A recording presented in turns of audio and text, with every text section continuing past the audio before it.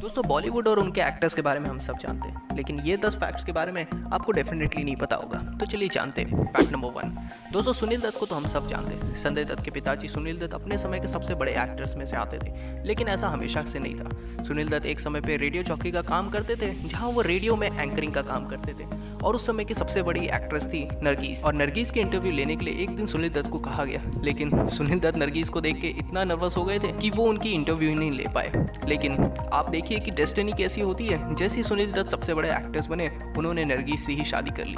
दोस्तों श्रीदेवी को कौन नहीं जानता है। 80s की ये एक्ट्रेस सबसे बड़ी एक्ट्रेस माना जाता है और आज भी इनका नाम बहुत रिस्पेक्ट से लिया जाता है। लेकिन क्या मैं आपको बताऊं कि श्रीदेवी इतनी ज़्यादा टैलेंटेड थी कि उन्होंने 13 साल की उम्र में ही रजनीकांत के सौतेली माँ का रोल निभाया था। एक फिल्म है मंद्रू मुडिचू, जो कि एक साउथ मूवी है, और उस मूवी में रजनीकांत के सौतेली माँ का रोल श्रीदेवी जी ने निभाया था, वो भी 13 साल की उम्र में।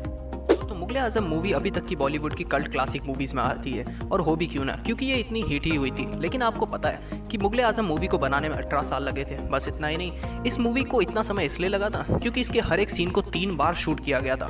वो इसलिए क्योंकि इसके हर एक सीन को 3 लैंग्वेजेस में शूट किया गया था, इंग्लिश, हिंदी और तेलुगु। जहाँ हिंदी और इंग्लिश में तो इसने बहुत अच्छा कमाया, लेकिन तेलुगु में ये फिल्म फ्लॉप हो गई। Fact number 4। दोस्तों आज आप कहीं भी जाके एक्टिंग सीख सकते हैं, क्योंकि इंडिया में बहुत जगह एक्टिंग क्लासेस और कोर्सेज हैं। लेकिन 50s में ऐसा नहीं होता था। 50s में एक ऐसी एक्ट्रेस थी देविका रानी, जिन्होंने सबसे पहला एक्टिंग क्लास का कोर्स डिग्री कंप्लीट किया था। अब ये इतनी बड़ी बात ये है क्योंकि उस समय में ये बहुत ही स्ट्रिक्ट रूल होते थे, और एक्चुअली में ये डिग्री बहुत ही कम एक्ट्रेस को मिली थी। अब मैं आपको ये भी बता दूं कि ये वही एक्ट्रेस हैं जिन्होंने सबसे पहले इंडियन सिनेमा में पहला किस सीन किया था। Fact number 5। दोस्तों रूढ़िवादी यानी कि एक्सट्रीमिस्ट विचारधारा रखने वाले बहुत सारे हमारे बॉलीवुड में आज के समय में भी एक्टर्स हैं, लेकिन 80s के टाइम पे ये सिर्फ राज कपूर साहब का ही पेशा था। उस समय पे ऐसी विचारधारा रखने वाले बहुत ही कम लोग थे। आपको मैं बता दूं कि राज कपूर साहब ने सत्यम शिवम सुंदरम मूवी बनाने से पहले एक्चुअली में नॉन वेज, मीट और वाइन सब छोड़ दिया था।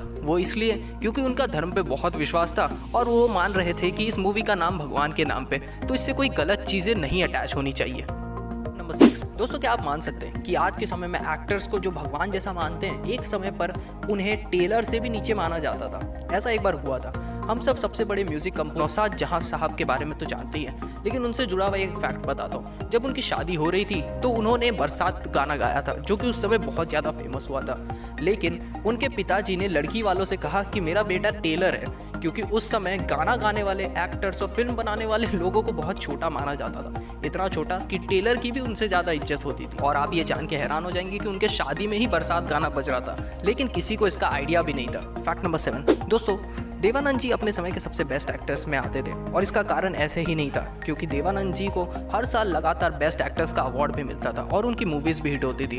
हाँ ये बात है कि लास्ट के समय में देवानंद जी के मूवीज़ काफ़ी फ्लॉप हुए थे, लेकिन उनके पीक टाइम पे उन्होंने अपने मूवीज़ को हिट करने का एक और सीक्रेट भी बताया था। वो ये था कि देवानंद जी उस समय काफ़ी ज़्यादा न्यूज़पेपर पढ़ते थे, इसीलिए वो न्यूज़पेपर की मेन हेडलाइन को ही अपना मूवी का नाम रख देते थे। इससे ये फ़ायदा होता था कि लोग जो न्यूज़पेपर पढ़ते हैं वो भी मूवीज़ को देखने आते थे, और ये ट्रिक काफ़ी काम करता था। Fact number 8। दोस्तों क्या आपको पता है कि बॉलीवुड का आज तक का सबसे लंबा गाना कौन से मूवी का है, और वो कौन सा गाना है? तो मूवी का नाम और गाना दोनों सेम ही है। तुम्हारे हवाले वतन साथियों 2004 में रिलीज हुई एक ब्लॉकबस्टर मूवी है, जिसके मूवी का यही गाना तुम्हारे हवाले वतन साथियों ही सबसे लंबा गाना है। एक्चुअली में ये गाना 20 मिनट लंबा है, लेकिन मूवी में इसे 3 पार्ट्स में कट करके दिखाया गया है। अगर आप इसकी वीडियो यूट्यूब पर देखेंगे तो 20 मिनट की वीडियो आपको मिलेगी।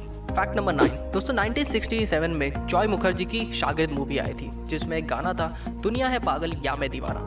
एक्चुअली में इस गाने में उन्होंने जो डांस किया था उसका डायरेक्शन तो इन्होंने किया ही था, लेकिन उस डांस को सीखने के लिए ये हांगकांग के एक बार डांसर से डांस सीखे थे। अब इसकी ज़रूरत उन्हें इसलिए पड़ी थी क्योंकि उन्होंने उस बार डांसर को एक गाने पे डांस करते हुए देखा था, और उन्हें लगा कि इस गाने पे ये डांस ज़रूर सूट होगा, इसलिए उन्होंने उन्हीं से ही डांस सीखने का फैसला किया। Fact number 10। दोस्तों दिलीप कुमार जी तो आज भी मेरे दिल में बसते हैं, और आई एम श्योर कि आपके दिल में भी ज़रूर बसते होंगे। अब इनसे रिलेटेड आपको 2 फैक्ट बताता हूँ। दिलीप कुमार जी को ही सबसे पहला सुपरस्टार माना जाता है। स्टार तो कई आए पर सुपरस्टार बहुत कम हुए।